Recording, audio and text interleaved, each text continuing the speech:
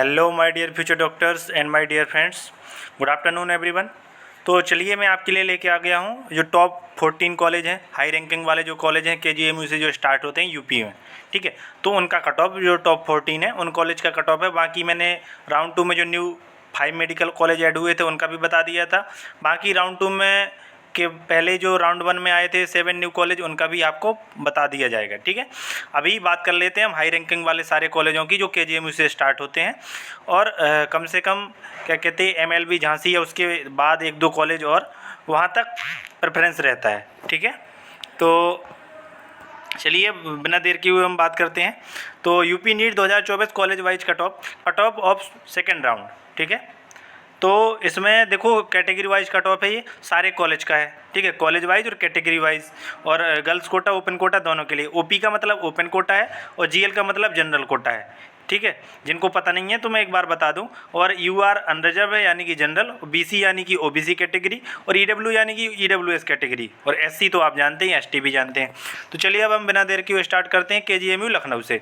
तो केजीएमयू लखनऊ में जो जनरल ओपन कैटेगरी की राउंड 2 की क्लोजिंग रैंक थी वो थी 3412, और गर्ल्स कोटा में जो जनरल के लिए क्लोजिंग रैंक थी वो थी 3588, और ओबीसी ओपन कोटा में जो क्लोजिंग रैंक थी वो थी 3665, और ओबीसी गर्ल्स कोटा में जो क्लोजिंग रैंक थी वो थी 4469। इसके बाद हम बात कर लेते हैं ईडब्ल्यूएस ओपन कोटा और गर्ल्स कोटा, इसमें कोई भी अलॉटमेंट नहीं हुआ था। और अब हम बात करते हैं एससी की। तो एससी ओपन कोटा में और गर्ल्स कोटा में भी यहाँ पे कोई अलॉटमेंट सिर्फ एक में ही हुआ है, किसमें? ओपन कोटा में। ठीक है, तो गर्ल्स कोटा में नहीं हुआ है, ईडब्ल्यूएस में तो किसी भी कोटा में नहीं हुआ है। तो एससी को ओपन कोटा में जो अलॉटमेंट हुआ है वो हुआ है, क्लोजिंग रैंक थी 37,757 केजीएमयू के लिए।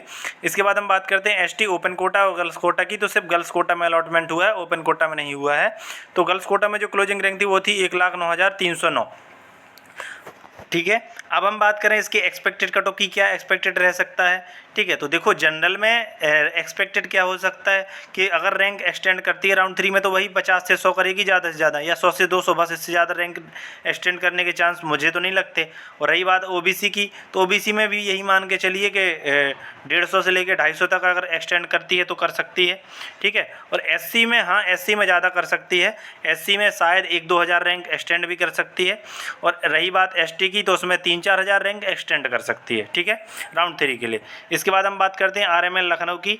तो आरएमएल लखनऊ की हम बात करें तो इसमें जो जनरल ओपन कोटा के लिए क्लोजिंग रैंक थी वो थी 5182, और जनरल गर्ल्स कोटा के लिए जो क्लोजिंग रैंक थी वो थी 4694, और बीसी ओपन कोटा के लिए जो क्लोजिंग रैंक थी वो थी 5556, और बीसी गर्ल्स कोटा में कोई अलॉटमेंट हुआ नहीं। ईडब्ल्यूएस ओपन कोटा में भी कोई अलॉटमेंट नहीं हुआ, और ईडब्ल्यूएस गर्ल्स कोटा में जो अलॉटमेंट हुआ था वो हुआ था 6836 ऑल इंडिया क्लोजिंग रैंक पे। ठीक है, ये राउंड 2 का डाटा है। ठीक है, इसके बाद एससी ओपन कोटा में जो अलॉटमेंट हुआ है वो 57,060 ऑल इंडिया रैंक पे, और एससी गर्ल्स कोटा में कोई भी अलॉटमेंट नहीं हुआ है।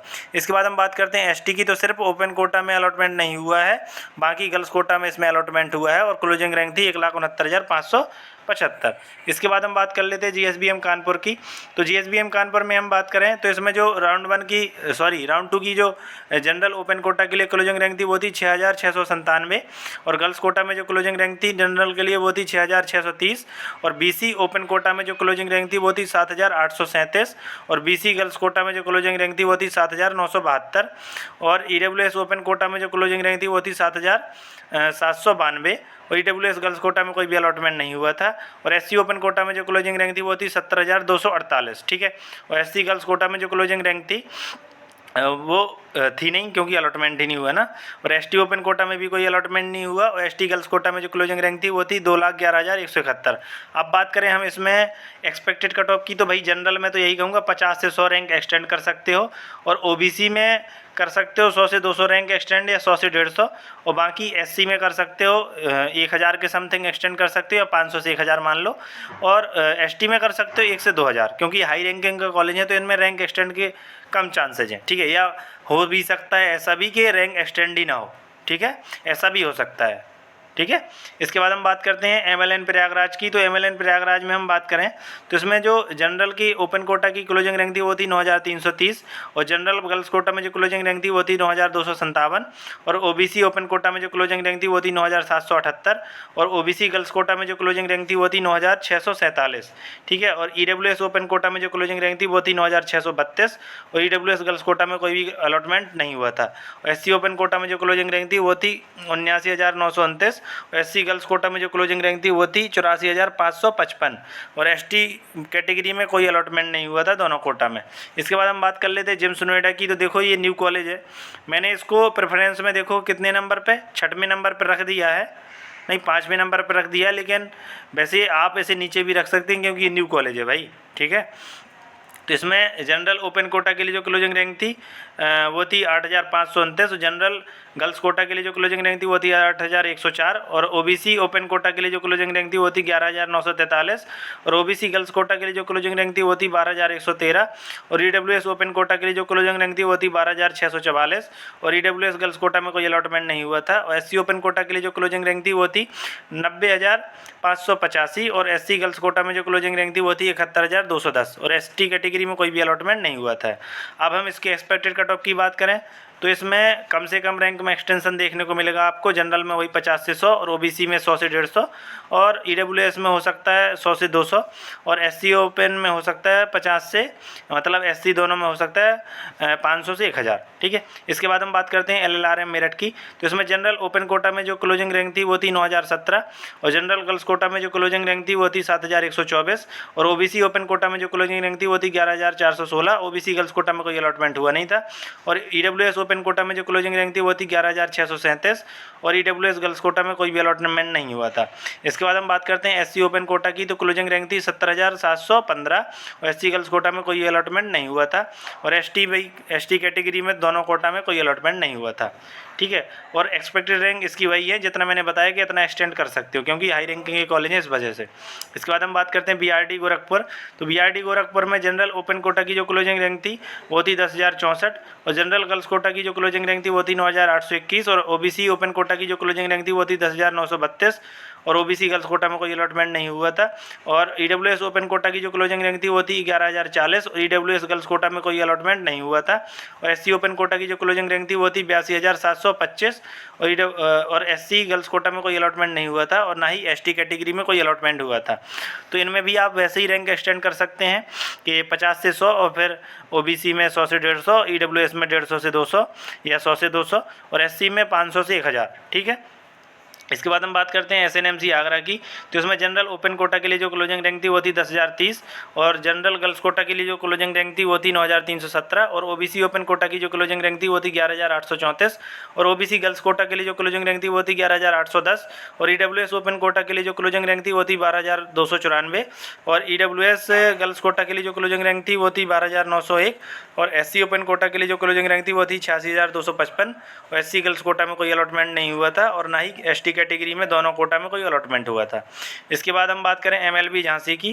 तो MLB झांसी में हम बात करें तो इसमें जो जनरल ओपन कोटा के लिए जो क्लोजिंग रैंक थी वो थी 11,694 और जनरल गर्ल्स कोटा के लिए जो क्लोजिंग रैंक थी वो थी 11,622 और इसके बाद हम बात करें OBC ओपन कोटा की जो क्लोजिंग रैंक थी वो थी 12,822 और OBC गर्ल्स कोटा के लिए जो क्लोजिंग रैंक थी वो थी 13,600 और EWS ओपन कोटा के लिए जो क्लोजिंग रैंक थी वो थी 14,555 और EWS गर्ल्स कोटा के लिए जो क्लोजिंग रैंक थी वो थी 14,724 और इसके बाद SC और ST में यहाँ पे कोई अलॉटमेंट नहीं हुआ है MLB झांसी में।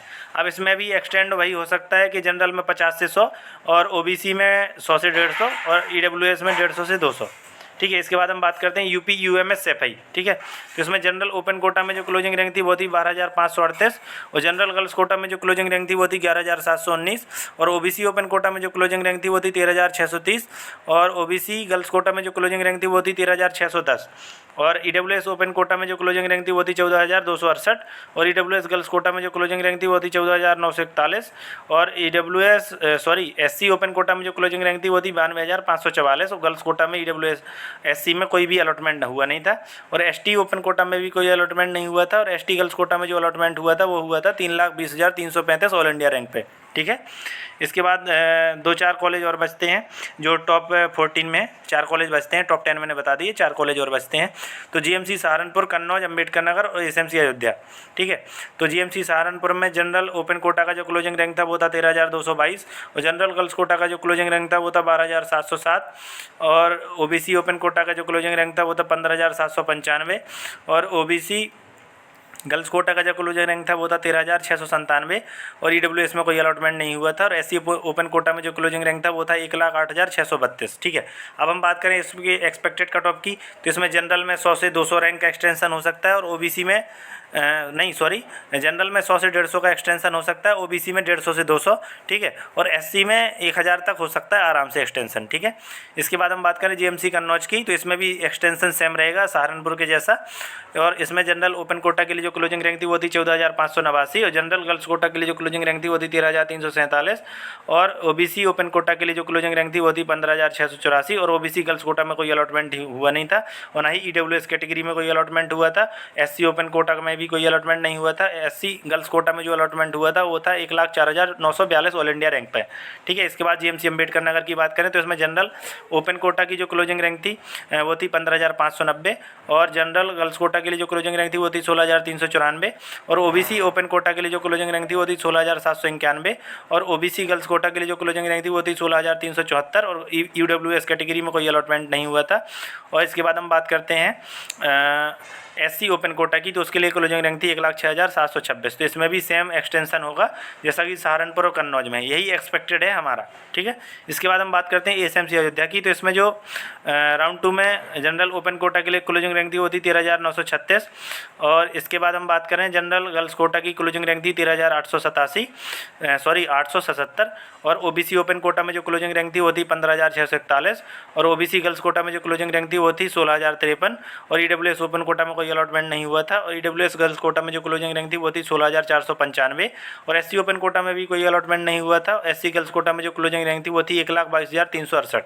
अब इसमें क्या एक्सपेक्टेड कट ऑफ रह सकती है राउंड 3 के लिए, तो इसमें जैसे कि एसएमसी अयोध्या है तो इसमें कम से कम 50 से 100 रैंक एक्सटेंशन देखने को मिल सकता है जनरल में और ओबीसी में मिल सकता है 100 से 150, ठीक है, या 200 भी मिल सकता है एक्सटेंशन, ठीक है, और एससी ईडब्ल्यूएस में मिल सकता है 200 से 250 और बात करें एससी की तो इसमें 500 से लेके 1500 तक रैंक एक्सटेंड कर सकती है, ठीक है। तो गाइस ये हो गया टॉप 14 कॉलेज का एक्सपेक्टेड, मैंने जो बताया कि इतनी रैंक एक्सटेंड कर सकती है और इसी के साथ साथ राउंड 2 का कट ऑफ, ठीक है। देखो आपको राउंड 2 का कट ऑफ पता चल जाता है जब कॉलेज वाइज, तो आपको थोड़ा आइडिया लग जाता है कि राउंड 3 में कितना जा सकता है या फिर हमारी रैंक इसके आसपास है तो हमें मिल पाएगा कॉलेज, नहीं मिल पाएगा, ये उम्मीदें हो जाती हैं, ठीक है। तो इस वजह से ये मैं कट ऑफ लाया हूँ।